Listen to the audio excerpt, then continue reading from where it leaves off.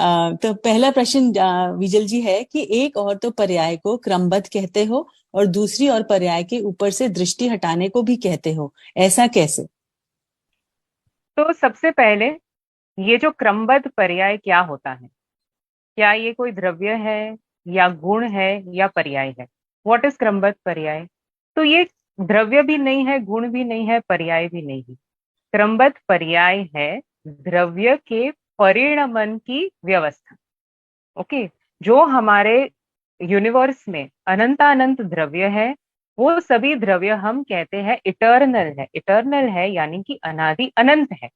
किसी भी द्रव्य का नाश नहीं होता है। यदि हम ऐसा कहते हैं कि सब इटर्नल है, तो क्या सब स्टैग्नेंट है, स्टैटिक है? तो नहीं, उसमें सतत परिणमन होते रहता है। तो अनंत द्रव्य है और अनंत द्रव्यों का सतत परिणमन होता है, जो पर्याय होती है। बराबर। अभी क्वेश्चन उठता है कि ये पर्याय कैसे होती है, इसे कौन करता है? उसका आंसर हम देते हैं कि सभी पर्याय क्रमबद्ध है। तो हम उससे क्या समझेंगे कि पर्याय क्रमबद्ध में चार एडजेक्टिव्स आते हैं। एक तो है क्रमशः। क्रमशः का अर्थ होता है सिक्वेंशियल। सभी पर्याय जो द्रव्य की है, एक के बाद एक सीक्वेंस में आती है।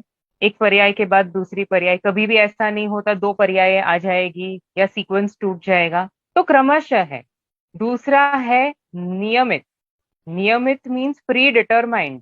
जो पर्याय जिस समय में होने वाली होती है, उस द्रव्य की वो पर्याय उसी समय पे होती है। सिंपल वर्ड्स में कहे तो हमारी तीनों काल की डेस्टिनी जो है वो फिक्स्ड है। अनंत काल बाद भी यह जीव के साथ क्या होने वाला है, क्या घटित होगा, कौन सी पर्याय होगी, वो ऑलरेडी नक्की है, फिक्स्ड है, खचित है। तो पहला था क्रमशः, दूसरा हमने बोला नियमित, फिर तीसरा व्यवस्थित। ये पर्याय ऑर्गेनाइज्ड है। ऐसा कभी नहीं होगा कि मंडे के बाद डायरेक्ट सैटरडे आ जाएगा, या बच्चा पैदा होते ही बूढ़ा हो जाएगा। बराबर। एक डेफिनेट ऑर्गेनाइज्ड ऑर्डर में आएगी। सीक्वेंस तो है, और सीक्वेंस वो भी व्यवस्थित है। और चौथा है बहुत ही इंपॉर्टेंट विशेषण, स्वाधीन। पर्याय अपनी स्वतंत्र योग्यता के अनुसार आती है। ओके। इंडिपेंडेंट है। ना ही उसे द्रव्य चेंज करता है, और ना ही किसी और के करने से होती है। भगवान कर देगा, भगवान के कर्तृत्व से होगा, भगवान मेरा भला कर देगा, मैं रोज पूजन करूंगा तो मुझे जल्दी मोक्ष हो जाएगा, ऐसी व्यवस्था जिनागम में नहीं है। तो क्रमबद्ध पर्याय जो है उसका डायरेक्ट आंसर मिलता है कि सभी द्रव्य स्वतंत्र है, इंडिपेंडेंट है, परिणमन उनका स्वाधीन है। एक द्रव्य दूसरे द्रव्य का करता नहीं है। तो ये सब व्यवस्था हम जान लेते हैं, तो ये सिद्ध हो जाता है कि आत्मा अकर्ता है। मैं कुछ नहीं करता, पर द्रव्य में भी नहीं करता, और अपनी जो पर्याय है वो भी खचित है, फिक्स्ड है कि कब कौन सी पर्याय होने वाली है। तो मैं उसका भी करता नहीं बनता, मैं उसे चेंज नहीं कर सकता।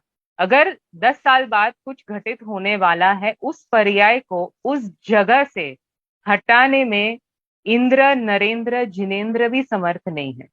जब हम ये वस्तु व्यवस्था को समझ लेते हैं और अपने ज्ञान में उसे खचित कर लेते हैं, उसका निर्णय कर लेते हैं कि सभी पर्याय क्रमबद्ध है, पूरा परिणमन अपने आप इंडिपेंडेंटली हो रहा है, और मैं कुछ कर धर नहीं सकता, ये है ultimate law of the universe, इसे हम कहते हैं क्रमबद्ध पर्याय। अभी आपका प्रश्न जो दूसरा था, तो फिर पर्याय से दृष्टि हटाने को क्यों कहते हो? तो अभी जो मुझे बुद्धि पूर्वक यदि उपदेश देना है, तो उसमें करो की भाषा ही होती है। उसमें हम मोटिवेट ही करते हैं कि आप अगर कुछ करना चाहते हो तो बुद्धि पूर्वक ये करो। पर उसका हमें अर्थ क्या समझना है कि जो समय पे जो होने वाला है वही होगा। और ये जो सच्ची समझ है कि द्रव्य की पर्याय क्रमबद्ध है, मैं अपनी पर्यायों का करता धरता नहीं हूं, ये है असली पुरुषार्थ। जिनागम का पुरुषार्थ क्या है?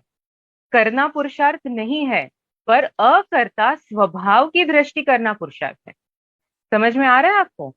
अगर मैं कहूं कि आप ये करो, आपके करने से होगा, और ये मान लो कि मेरे करने से होगा, तो ये तो पुरुषार्थ विपरीत दिशा में जा रहा है। सच्चा पुरुषार्थ तो यही है, ये समझू कि मैं अकर्ता ज्ञाता हूं।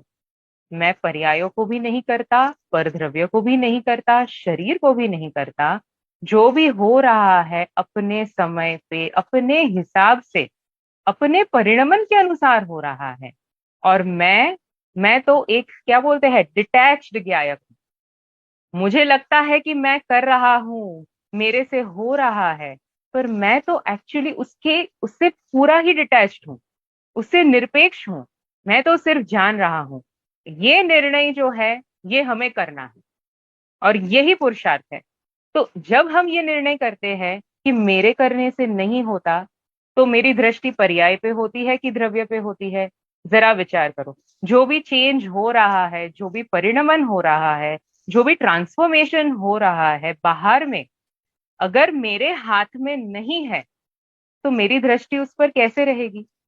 मैं ये निर्णय कर लेता हूं कि मेरे से नहीं होता, तो मेरी दृष्टि उस पर नहीं होती है, तो आपो आप पर्याय से दृष्टि छूटी, ज्यायक में दृष्टि गई, और अनुभूति हो गई। ये सीधा सीधा क्रम है। अभी जो नए नए जुड़ते हैं, उन्हें तो हम यही कहते हैं कि देखो, ये जो टेम्पररी पर्याय है, उसमें करने धरने का विकल्प मत करो। तुम आत्मा में दृष्टि करो, पर्याय से दृष्टि हटाओ, आत्मा में दृष्टि करो। पर ये बोलने की भाषा है।